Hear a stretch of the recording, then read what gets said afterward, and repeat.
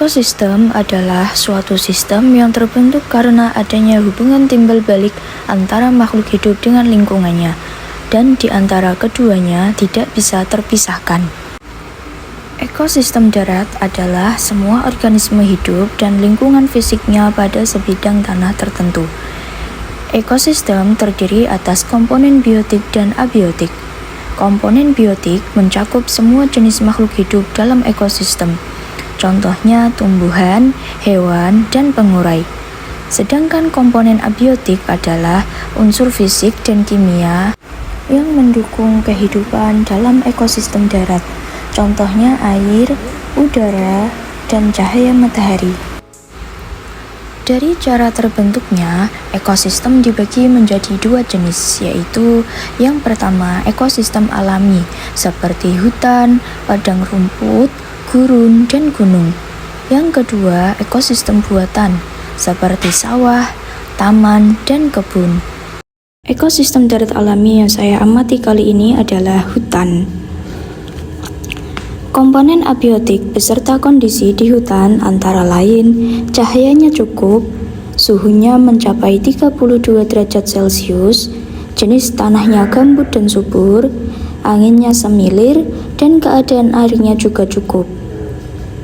Adapun komponen biotiknya terdiri dari tumbuhan dan hewan. Jenis tumbuhan yang pertama adalah pohon waru. Yang kedua, tumbuhan paku-pakuan. Yang ketiga, ada pohon pepaya. Yang keempat, pohon mengkudu. Dan yang terakhir, tanaman binahong.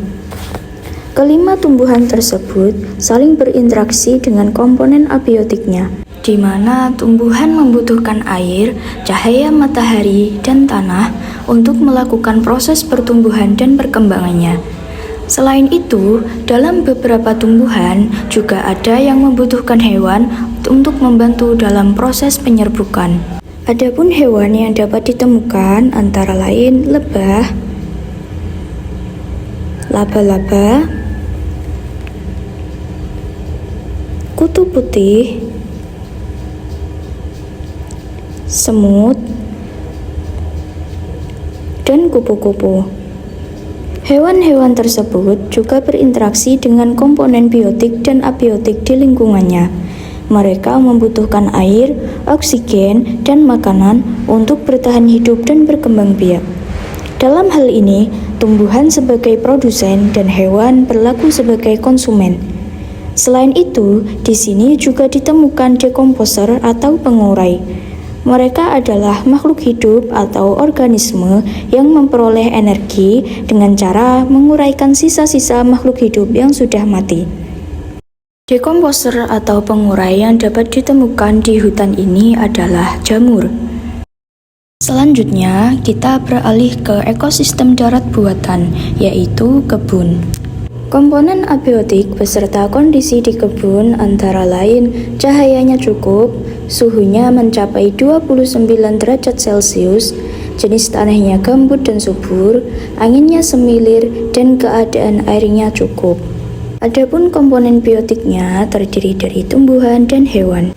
Jenis tumbuhan yang pertama adalah pohon belimbing. Yang kedua, pohon pepaya. Yang ketiga, ada pohon sirsak. Yang keempat, ada tumbuhan daun pacar. Yang kelima, pohon serikaya. Yang keenam, pohon jambu. Yang ketujuh, pohon mangga. Dan yang terakhir, ada pohon sawo. Tumbuhan-tumbuhan tersebut semuanya saling berinteraksi dengan komponen abiotiknya, di mana mereka membutuhkan air, cahaya matahari, dan tanah untuk melakukan proses pertumbuhan dan perkembangannya. Selain itu, beberapa tumbuhan juga ada yang membutuhkan hewan untuk membantu dalam proses penyerbukan. Adapun hewan yang dapat ditemukan diantaranya nyamuk, semut, kumbang, dan belalang. Hewan-hewan tersebut juga berinteraksi dengan komponen biotik dan abiotik di lingkungannya. Mereka membutuhkan air, oksigen, dan makanan untuk bertahan hidup dan berkembang biak.